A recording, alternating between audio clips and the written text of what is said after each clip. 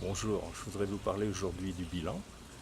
C'est un état financier comme le compte de résultat, comme le tableau des flux financiers, mais ce n'est pas toujours le plus facile à comprendre. Aussi, je vous propose tout d'abord de voir comment il se bâtit, à quoi il sert, puis ensuite nous verrons les principes comptables qui le régissent, et enfin nous finirons par analyser un peu plus en détail sa structure. Donc, allons-y.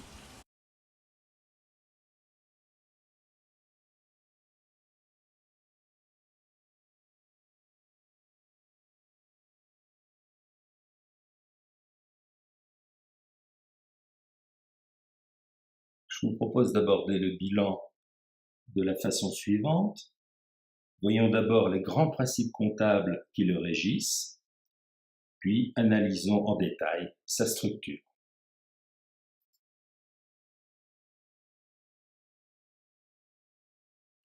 Il y a un grand nombre de principes comptables qui s'appliquent au bilan.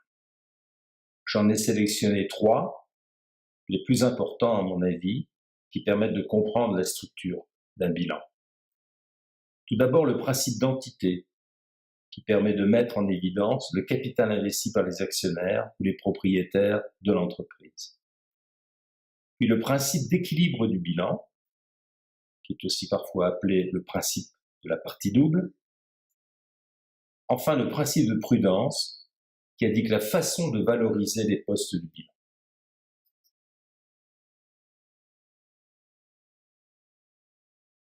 Voyons donc le principe d'entité et de mise en évidence du capital investi. Considérons une entreprise et son unique propriétaire, qui est donc aussi son investisseur.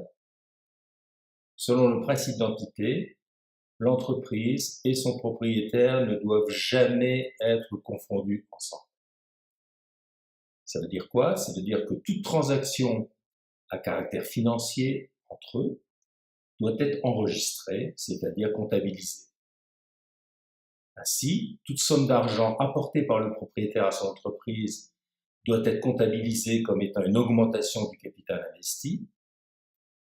Toute somme d'argent retirée de son entreprise par le propriétaire doit être comptabilisée comme étant une diminution du capital investi ou comme étant une distribution de bénéfices.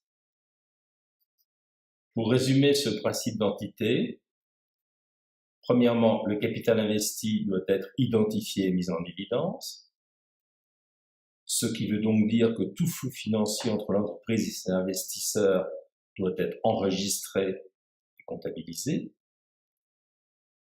Et du fait de la non-confusion entre l'entreprise et ses investisseurs, le capital investi est donc une dette de l'entreprise vis-à-vis de ses investisseurs.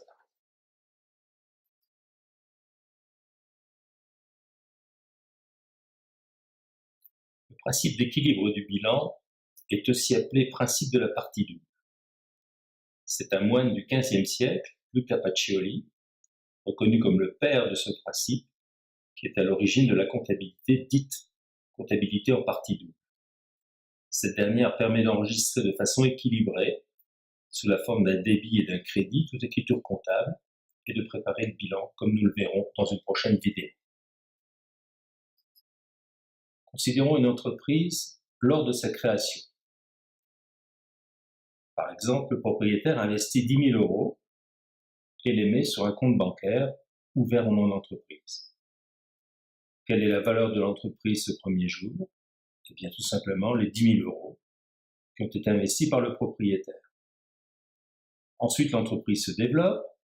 Les 10 000 € servent à acheter de l'équipement, à acheter des marchandises, ces marchandises étant revendues un peu plus tard avec bénéfice. Si on refait un point, plus tard, après quelques mois, l'entreprise a pris de la valeur au-delà des 10 000 € qui ont été investis au départ. La valeur de l'entreprise à ce moment, supérieure donc à 10 000 €, aura donc fait un bénéfice. Ou une perte, bien sûr, si la valeur est inférieure aux 10 000 €. On peut donc dire que la valeur de l'entreprise est égale au capital investi plus le résultat, avec un résultat positif, et dans ce cas-là, on a un bénéfice, ou un résultat négatif, et dans ce cas-là, c'est une perte. La valeur comptable d'une entreprise est donc toujours égale au capital investi plus le résultat. Or, comment calcule-t-on la valeur d'une entreprise? Eh bien, c'est tout simplement la différence entre ce qu'elle possède, c'est-à-dire ses actifs, et ce qu'elle doit, c'est-à-dire ses dettes. On peut donc écrire actif moins dette égale capital investi plus résultat, ou encore si on fait passer les dettes de l'autre côté du signe égal, on écrit actif égale capital investi plus résultat plus dette. Cette égalité qui est toujours vraie, à n'importe quel moment de la vie de l'entreprise, le comptable la représente sous la forme d'un tableau qui est appelé le bilan. Bilan vient du latin bilans, qui veut dire une balance. Le bilan, donc par nature, est toujours balancé, c'est-à-dire est toujours équilibré. Le bilan se présente sous la forme de 2 colonnes. À gauche, la colonne qui liste et valorise les actifs, qui est appelée actif. À droite, la colonne qui liste et valorise le capital investi, le résultat et les dettes, qui est appelée passif. Avec bien sûr, par définition du bilan, actif égale passif.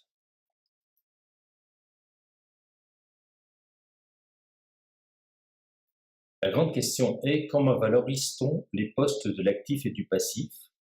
Car la façon de valoriser va bien sûr influencer le résultat. Les actifs et les dettes sont valorisés à leur coût initial, c'est-à-dire lors de leur entrée, lors de leur enregistrement dans le bilan. Ensuite, ces actifs et ces dettes sont réajustés selon le principe de prudence qui dit que toute perte de valeur est comptabilisée même si elle n'est que potentielle et donc non encore certaine, alors que tout gain de valeur est comptabilisé que s'il est certain et définitif. Le principe de prudence est parfois appelé le principe du pessimisme du comptable, puisque toute perte potentielle est enregistrée, alors qu'un gain n'est enregistré que s'il est certain.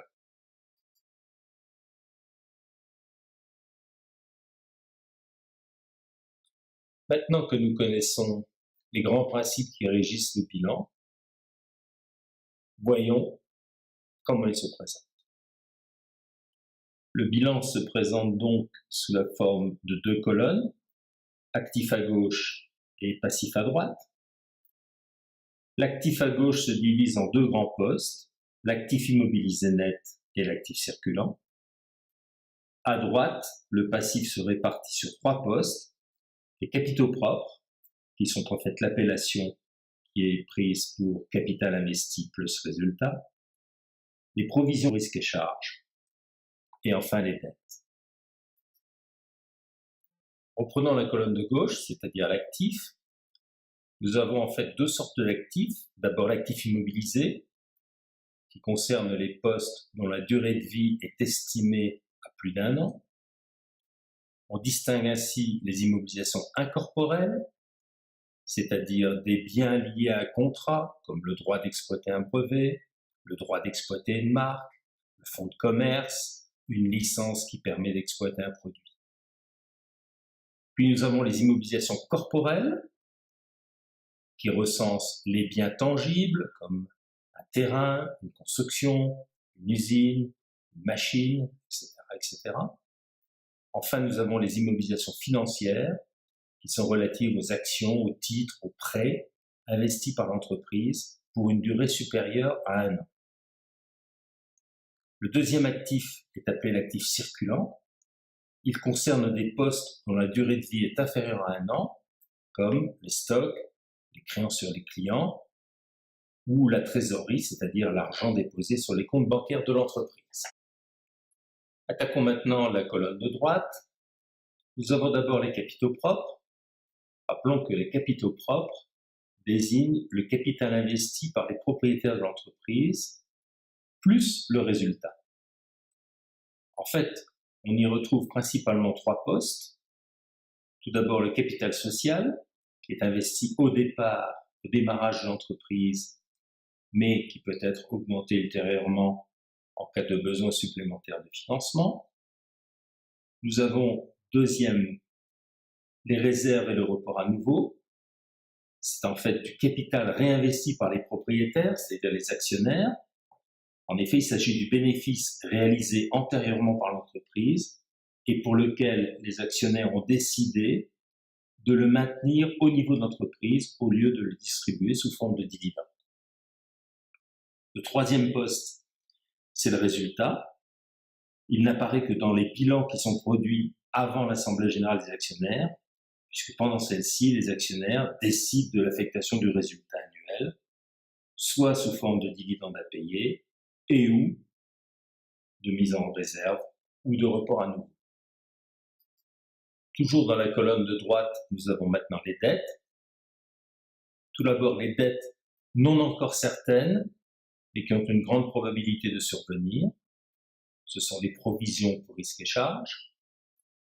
Ensuite, nous avons les dettes certaines, qui sont classées par catégorie, les dettes financières, les dettes d'exploitation, les dettes sur immobilisation. À noter qu'en comptabilité française, et au contraire de la comptabilité anglo-saxonne, on ne distingue pas les dettes à plus d'1 an des dettes à moins d'1 an. Voici maintenant le bilan tel qu'il est préconisé par le plan comptable français. À noter tout d'abord qu'il montre les 2 derniers exercices comptables, et cela afin de pouvoir effectuer des comparaisons d'une année sur l'autre.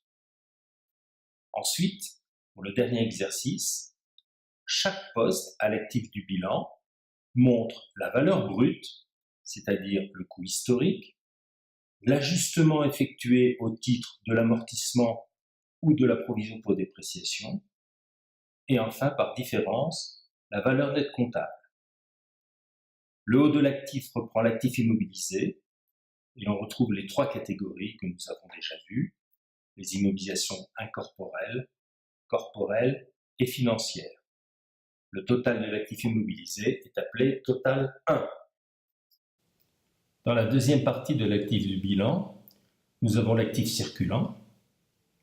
On retrouve les principaux postes que nous avons déjà décrits.